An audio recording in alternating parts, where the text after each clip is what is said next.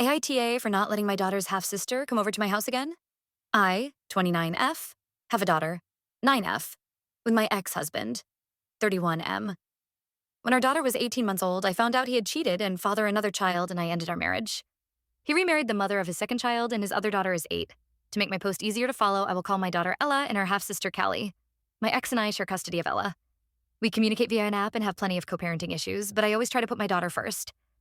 I kept my distance from Callie and her mom for years, but was getting tons of pressure from my ex's parents to invite Callie to birthday parties because my ex and his wife don't really throw any for the girls, which I knew.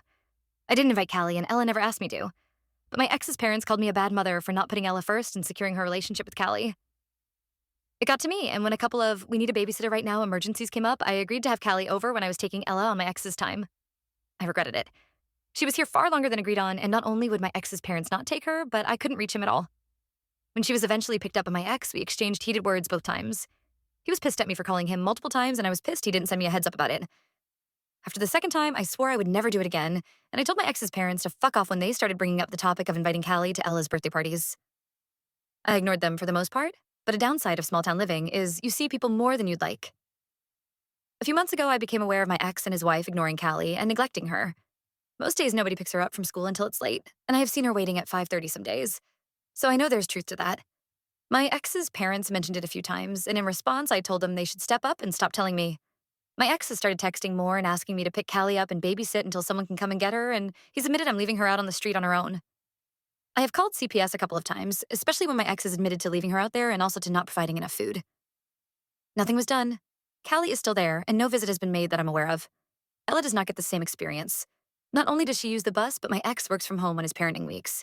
She's never gone without food, and she is not being neglected over there. Although she hates being at her dad's and wants to live with me. She doesn't have the greatest relationship with her dad.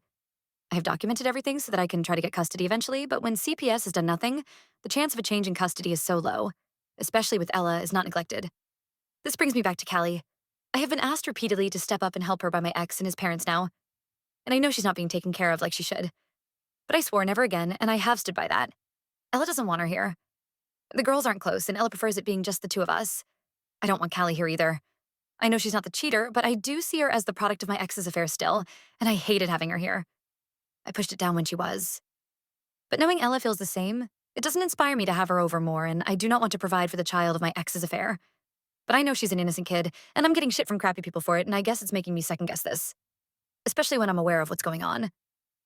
AITA,